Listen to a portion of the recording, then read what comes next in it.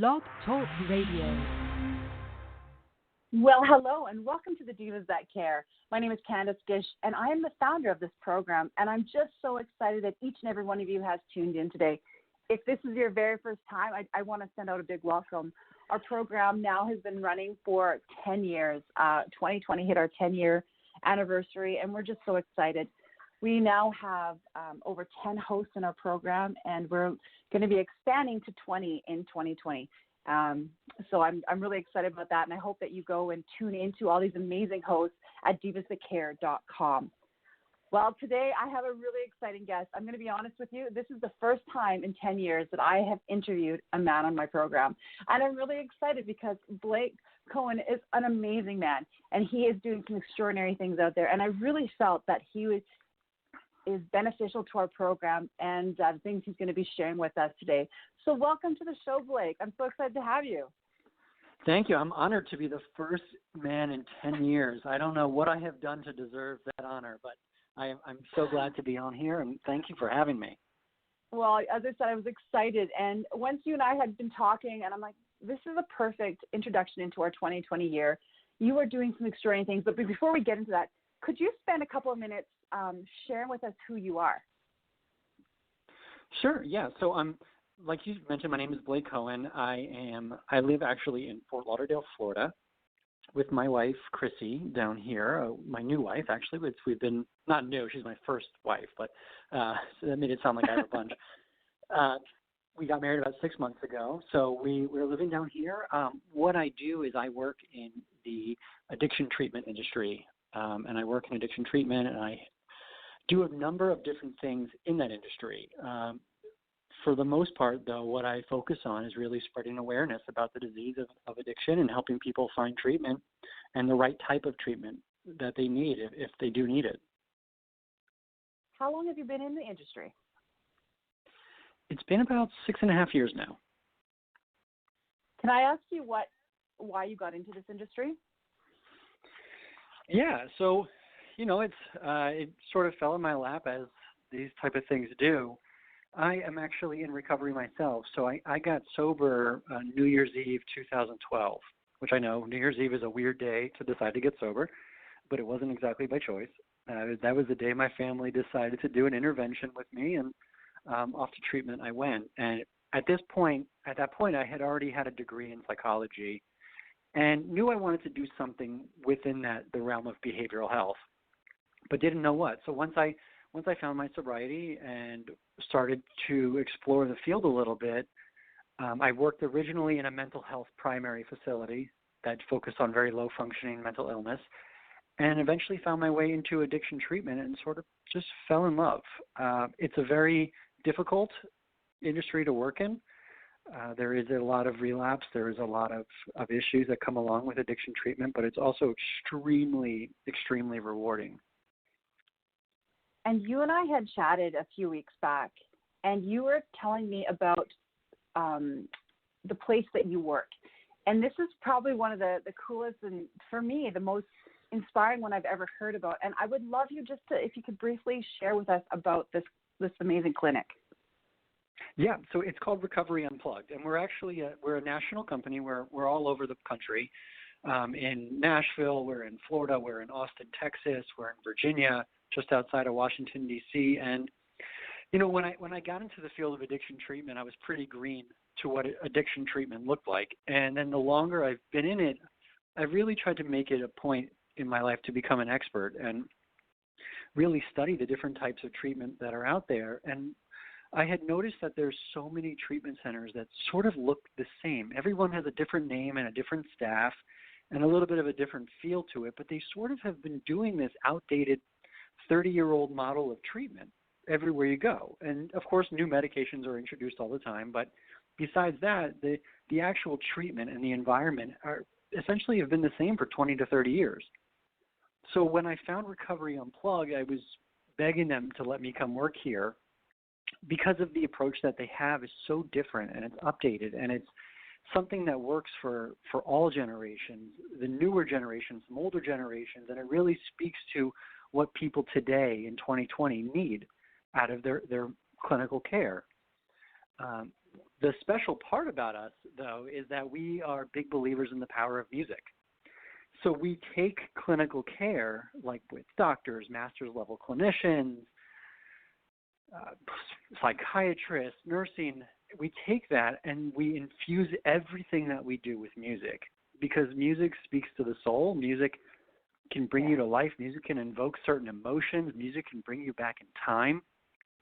So it's not that you come here and sit and play music. We don't, most of the people who come here are not musically inclined, but everybody uses music every day of their life to help influence mood. So we just take that power, and there actually is science behind it. We just take that power of music and have infused it in with clinical care, and the results have been incredible. And I love this because I love music, and music therapy has always been something that I've always been a firm believer in. And music, as you were saying, it heals so much. And to know that you guys are doing this is absolutely extraordinary, because you don't really think of using music in a clinical setting, but if you think about it, it makes so much sense. And it's almost hard to explain over something like a podcast or on the phone. It's hard to explain until you experience it, but it really does change the environment of the treatment, where it just makes it a more positive, a more happy place. One of our owners is a former band member of Aerosmith, Richie Supa, and he comes here every Friday in Fort Lauderdale and does a concert called Feel Good Friday. And it brings everybody together. And again, don't get me wrong, we obviously offer. There's people who need medications. There's people who need cognitive behavioral therapy, trauma-informed care. We do all of that, and we do it really well. But the music is sort of the hack to the soul. It helps us get in there and get deeper with the person really quickly. You know what? I can really see that, and I absolutely love what you're doing. And I think that kind of led you into, you recently wrote a book, and I would love for you to share about your book, because I've been kind of looking over it today and kind of going through some stuff. And I'm like, this is extraordinary. And is that working in the industry, and, is that kind of what inspired you to do this book also? Yeah. So the book, well, there's multiple reasons for the book. One, it's always been a personal goal of mine. I had on my desk for years these note cards. I'm a big believer in like vision boards and if you write something down, it becomes true. So yeah. I had written down on these note cards a bunch of goals that I had on, and the top note card said, become a best-selling author. And I literally stared at that for 2 years and was like, yeah, one day. And I was in a weird sort of transition period, going from this other treatment center I worked for 5 years to Recovery Unplugged, and, being the new guy and feeling uncomfortable when I was so comfortable before. I've learned over the years that if I do something creative with my time, it really helps give me that confidence back that I need. And I felt like this was a good time to start the book. So it was, 1, to accomplish a goal, and 2, to make me feel better, and 3, because I think that there is this gap and this misunderstanding between the substance user and their family. There's a lack of perspective. So what the book is actually is 3 short stories that are fictional, but they're very, very true to life. I did numerous interviews. I did my research. It's also from my work experience, from my school experience. And what the book actually does is jump from perspective to perspective to help everybody in the family understand what it's like a little bit more in each other's shoes, so that we can create some empathy and understanding of each other. And then the most important thing that a lot of treatment centers miss, and a lot of people miss out when they get help, is that just one person in the family can't get help. The family has to heal together, or that person will never get better. So the book really tries to drive that point home, that everybody has to heal, and it's important that everybody takes care of themselves. You know what? That's amazing. And how are you getting that information out there? Because I understand that I've lived and I've been around a lot of people that I've gone through addiction issues. And how are you able to get this out to the rest of the families? Because a lot of them, they come to that point in their lives and they're done. They can't deal with it anymore. They've tried. And how are you helping these families heal? There's so many different ways. working for a treatment center, I get connected. We see the substance abuser, obviously, but we also get connected with the family. So a lot of the times we do a family program here. We offer a family program here every 6 weeks where family can get involved. I do a number of community events. For example, in 2 weeks, I'm doing a panelist event where we're discussing addiction within the family and how it affects the youth and all the different other things that the youth are facing these days. Through Amazon is where I sell the book. So people are buying it there on Amazon, and I'm happy to report it has been a bestseller since the week it came out, which is so cool. That is It's been awesome. on the bestsellers list. Congratulations. A number of bestsellers. Thank you so much. It's so cool. Such a cool experience. I did not expect that. So that note card I had on my desk forever, I can throw it away now. I did it.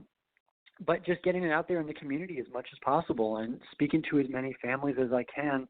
If there's anything, I am not shy about my recovery, and I'm not ashamed to talk about it. And I'd be willing to bet if you throw a rock in a crowded place, anybody you hit knows somebody who's been affected by addiction. Oh, you know what? And one of the things I want to mention to our listeners also is that Blake's got this amazing podcast. And some of the stuff that you're talking about on your podcast is addiction, correct? Yeah. Oh, yeah. So the podcast is called Overcoming Adversity, and it's me with my partner, Amanda Marino, who is this incredible recovery coach and interventionist and all of these different things. She's incredible. But the podcast isn't focused so much on addiction, but it seems to be an underlying theme in a lot of people's lives that have gone through some type of devastating adversity, and we want to talk them through what that process looked like of getting through that adversity and how they did it. And I want to know the nitty-gritty, exactly how did you get through this physically, emotionally, what did you do? And then we want to offer hope to people who are listening to say, look, this person's gone through the same thing you're going through and they got through it. Or, on the other hand, if the adversity is that great, saying, wow, if they can get through that, I can get through this. You know what, Blake, I just want to say that I think you're absolutely incredible. You know, I've been reading so much about you in the last week because leading up to this program, I'm like, okay, I'm excited, you know, just to have you on our program, but to see the things that you're doing, to read about what you're doing, to listen to what you're doing, you know, you are definitely trying to get the awareness of addiction out there for individuals. You know, there's been such a stigma, I think, around it, surrounding it. And I think it's really important to have individuals like yourself going out there and really sharing with people. I mean, I appreciate that. And I'm so grateful that you're even having me on, and I'm so grateful to be the first guy. You know, my second note card that was on my desk said, be the first guy on Divas That Care podcast. So I accomplished that one too. So I do. But thank you for saying what you said, and it means a lot to me. And I think it's important not even to just talk about addiction alone, though, because addiction is a mental illness. I think to talk about mental illness in general, and really we need to start normalizing the conversation around it and rehumanizing the way that we treat each other, because it's become so, lack of a better word, dehumanized, where everybody is just so focused on their own success and their own on themselves that we're not treating each other with kindness or compassion. And then when somebody's got a problem, it's sort of like, okay, keep your problem to yourself, especially in the workplace. There's a kind of an archaic model. Yes. No, I'm sorry. I like how that you're trying to get the conversation out there. It is really important. And I know we are, I'm actually based here in Canada, and, you know, it's definitely something that you see a lot. I know in the United States it's the same thing. You know, it's people are starting to have those conversations. They're starting to have that awareness. They're starting to be, I think, more compassionate than ever before, especially, you know, 10 years ago. You know, I think, you know, individuals like yourself and everybody's just kind of getting out there and realizing that this is something that we really need to communicate about. It affects everybody around us. You know, as you were saying, it's not just addictions. There is the mental health issues. And there's just so much that we need to, you know, be open with and be supportive. Yeah, I agree. And it's sort of funny because it's this archaic model of the way that we've been looking at addiction or mental illness is sort of, if we really get down to it, it's fear of the unknown. And that's why people treat it so strangely, is because they're afraid. They don't know what's going on. They don't understand it. They're not educated on it. So I believe it's the job of myself, as somebody who's been through an addiction problem or loves people with mental illness. I believe it's the job of people who are educated, licensed professionals. I believe it's the job of all of these people to get the word out there and educate people on some pretty basic stuff that most of the world is dealing with. You know what? I agree with that. The more not the people just, that again, are... Go ahead. Sorry. Well, I was going to say, not just addiction and mental illness either. I mean, let's look at suicide rates are higher than they've ever been, especially amongst youth. Bullying, vaping, I mean, all of these different things that we've got going on across the whole world are really affecting a lot of people. So we need some people to get out there and just start talking about it and having a normal conversation and stop treating it like it's this taboo topic that we can't discuss in public. Yeah. You know, I was just kind of reading here. I had asked you a question in one of the questionnaires I had sent you. I want to ask you, what are you passionate about? Because right here you gave me an example of you wish somebody had engaged with you as a kid. Can you explain that to me a little bit? Yeah, so DARE was still a thing. Are you familiar with the DARE program? I am, yes. So the DARE program was a thing when I was a kid, and they brought it in, and they brought all these drugs in, and they basically just said, don't do drugs. And there was no relatability. There was no understanding of what I was even looking at. There was no explanation of what addiction is. There was really none of that. And then there was addiction within my own family, and my family never sat me down and said, okay, this person, you know, whoever it was, so-and-so, is struggling with addiction. And addiction happens when you take this type of medication too much and you start to do this, and the behaviors change. No one explained anything to me. Everything was always brushed under the rug. So what I've become passionate about, and this is in the last couple of years, is really doing public speaking events in corporations, but a lot at schools and town hall type of events where we can get the information out there, and especially to the youth. That's my favorite thing. That I work for a nonprofit called Living Skills in the Schools, where we go, and that's Palm Beach County, which is down here in Florida. We go into all the middle schools, high schools, and colleges in the area, and we talk about these exact topics, but from a informational standpoint. And we go into the nitty-gritty and the details and explain to them why this is addictive, why this is bad, and what could happen, what are the consequences. And we educate them, and we don't tell them don't do it, but we say, okay, just so you know, we want you to make an informed decision just in case this ever crosses your path. So we want you to give you all the information so that at least you know if it's in front of you, you can make a real educated decision and not just say, well, I've heard about that, but let me try it. I like that. That's really good advice. And I think that, you know, there should be definitely more programs like that globally, because we're definitely hearing more of that all the time, and especially, you know, in the high school students and, you know, at parties and doing stuff. And it's like, oh, my goodness. And then, you know, that one time, right? So thank you. Thank you for all that you're doing down there. And I hope that with all of our listeners, you know, that some of you are able to, you know, take this information and maybe incorporate it into the things that you're doing in your communities and organizations also. I hope so too. And I hope people are willing to, they're always available to talk to anybody. And if they are interested, I'm always willing to fly out to wherever they're at, and we can put on a sort of a corporate wellness event or a town hall event or speak at a school. I'm more than happy to do it. Oh, that's fantastic, Blake. Thank you. One of the things I want to ask you also, is there any tips, tools, things that you can, you know, mention to some of our divas out there for themselves, for their family members, anything that you can help them with? Yeah. You know, my area, my scope of practice really is in the addiction space. So, you know, if you know somebody who's struggling, my first suggestion is don't let it go. And that if you have a suspicion, it's okay to bring up. A lot of the times the person who's abusing substances is going to continue abusing substances because they think nobody else notices. They feel like it's It's just a little secret part of their life that nobody knows. So if it looks like a duck and it squawks like a duck and it walks like a duck, it's probably a duck. So if you see these issues coming up and you feel like there might be a substance abuse issue there, I think it's important to address it head on. Don't address it with anger, please. That is that doesn't work. It just leads to a fight. But address it with love and compassion and say, hey, I'm really concerned. I really care about you.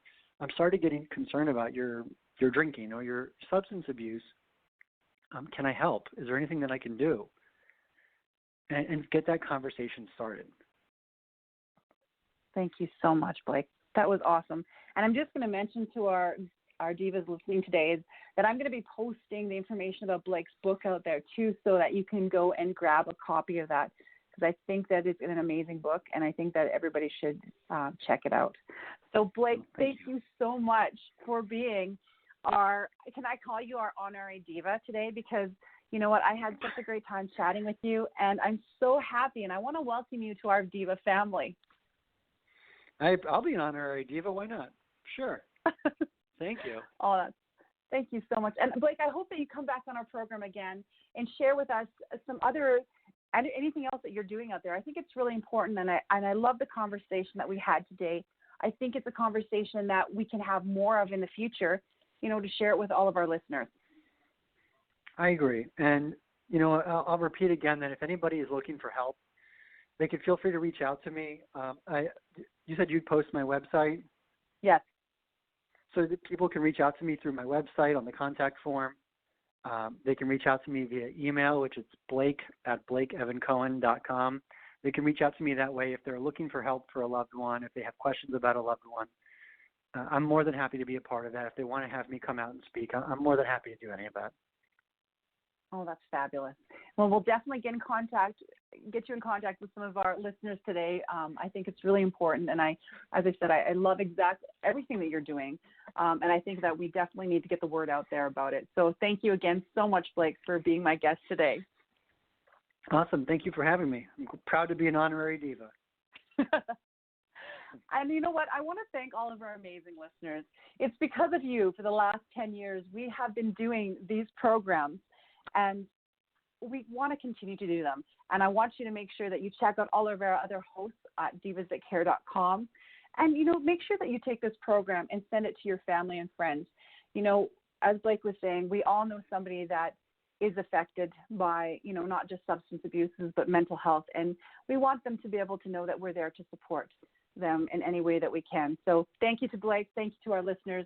And I hope that each and every one of you has an amazing day and that you do something kind out there. Until next time, take care, everybody. Bye-bye.